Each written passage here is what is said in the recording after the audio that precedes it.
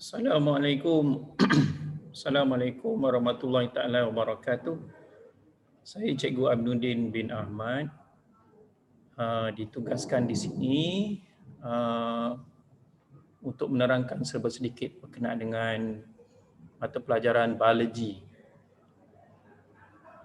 yang khususnya akan diambil kepada tingkatan 4 sains tulen ataupun 4 STEM. Okey, jadi semasa saya bercerita ni, bolehlah kita sama-sama tengok video ni.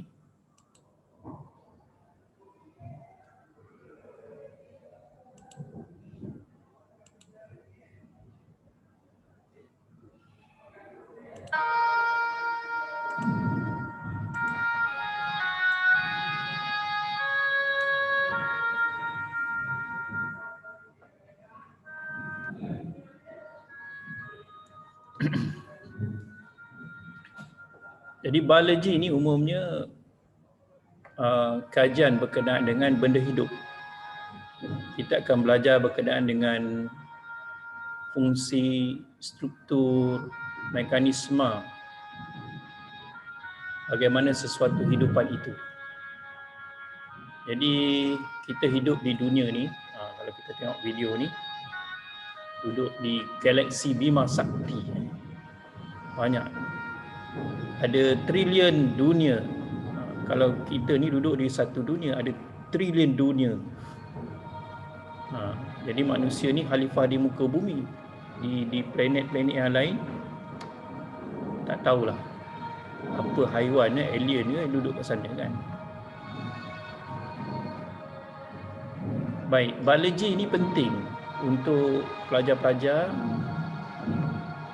meneruskan pembelajarannya di peringkat tertinggi, peringkat lebih tinggi lah. Banyak kursus-kursus di universiti memerlukan mata pelajaran biologi ini untuk memasuki dalam bidang-bidang sains. Semua sains perlu biologi, kimia dan fizik. Kan? Kita dah tahulah, macam doktor memang perlulah biologi. Macam mungkin bekerja dengan dengan maritim, dengan apa-apa berkenaan dengan veterina, berkenaan dengan sains pemakanan, itu semua memerlukan biologi. Tapi kalau macam kejuruteraan, dia banyak lebih kepada fizik lah. Okey. Jadi biologi ni kita perlu faham mengenai kehidupan. Kalau kita tengok gambar kat sini, pokok-pokok, spesies yang telah lupus, dinosaur, bagaimana cacing tu berjalan menggunakan mekanisme apa, dia tak ada tulang kan. Daripada sebesar-besar haiwan, gajah, sehinggalah sekecil-kecil haiwan di darat, di bumi. Kita sebenarnya belajar benda yang dah ada depan mata kita. Sama ada tumbuhan atau haiwan.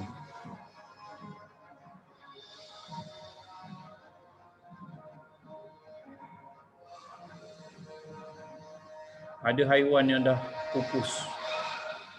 Kita belajar mengenai anatomi manusia.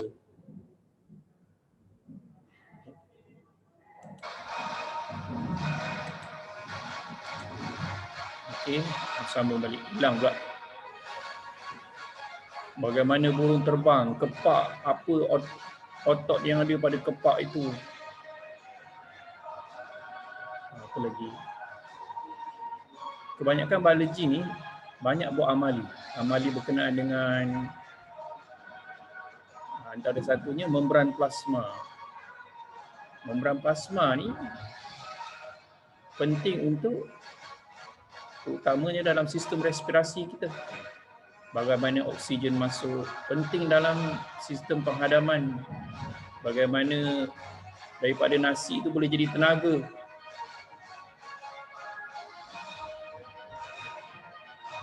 Jadi begitulah lebih kurang berkenaan dengan biologi ini.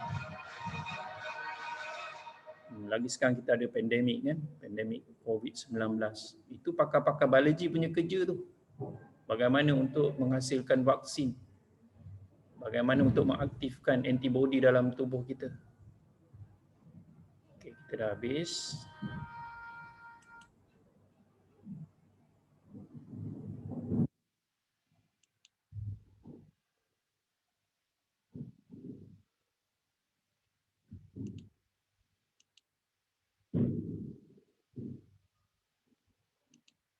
Kita share yang ni pula.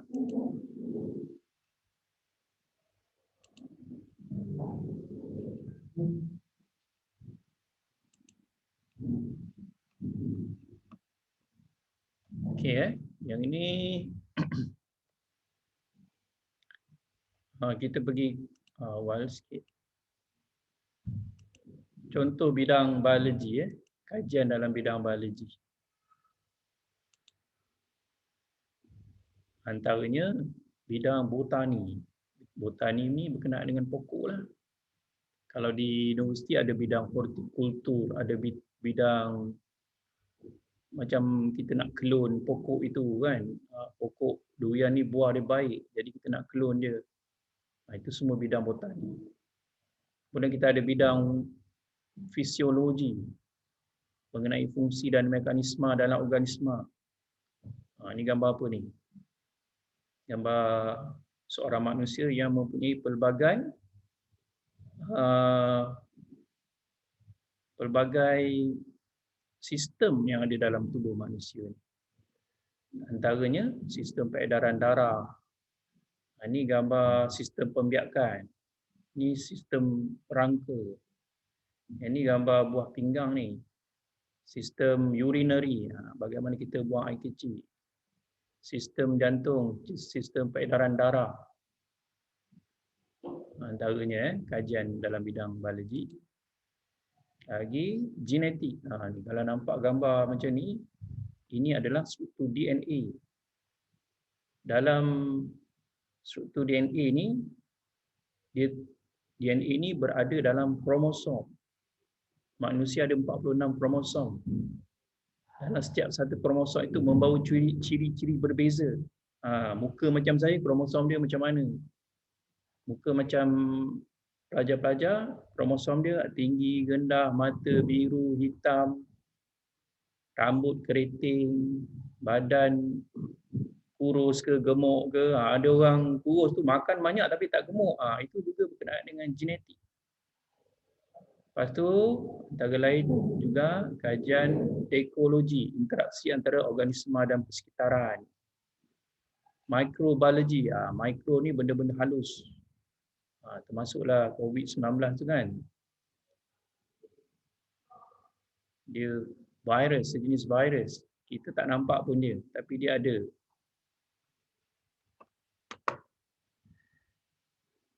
Lagi berkenaan dengan peranan biologi. Ni dia buat apa ni? Perancah biologi daripada kulit kerang untuk penggunaan rawatan pergigian. Ini juga memerlukan pengetahuan dalam biologi. Dia nak buat sesuatu yang baru, inovasi atau macam mana kan.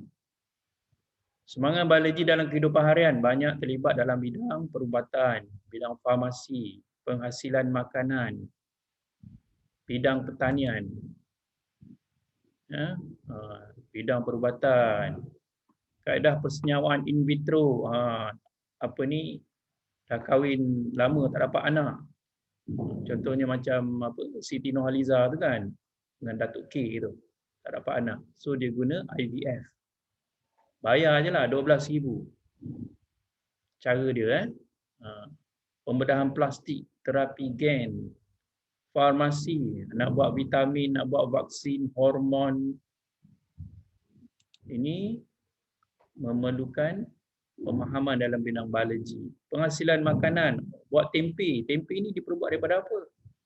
Daripada kacang soya yang dicampurkan dengan sejenis mikroorganisma. Supaya dia dapat struktur tempe tu yang macam kulat kan. Tapi kulat tu tak busuk, kulat tu baik, kulat tu boleh dimakan. Putih semua. Bila dah putih tu maknanya dah jadilah. Kita panggil ragi apa. Ini ada gambar cheese. Cheese, keju. Setiap negara mempunyai keju berbeza. Ada keju tu busuk tapi rasanya sedap. Macam kita lah kan, makan kasam ke, budu ke, Itu semua makanan yang telah yang mempunyai interaksi antara organisma dan substrat makanan. Jadi dia jadi makanan lain yang lebih sedap. Contohnya begitu. Bidang pertanian, pertanian hidroponik, aeroponik, memerlukan bidang biologi. Antara kejayanya ahli farmasi, ahli biologi, begitulah. Jadi serba sedikitlah berkenaan dengan mata pelajaran biologi. Semoga ia dapat memberi inspirasi kepada pelajar-pelajar, terutamanya Pak Said Sulin yang akan berjumpa dengan saya lah untuk mata pelajaran ini. Untuk itu, sekian saja daripada saya. Wabillahi taufiq wal hidayah. Assalamualaikum warahmatullahi wabarakatuh.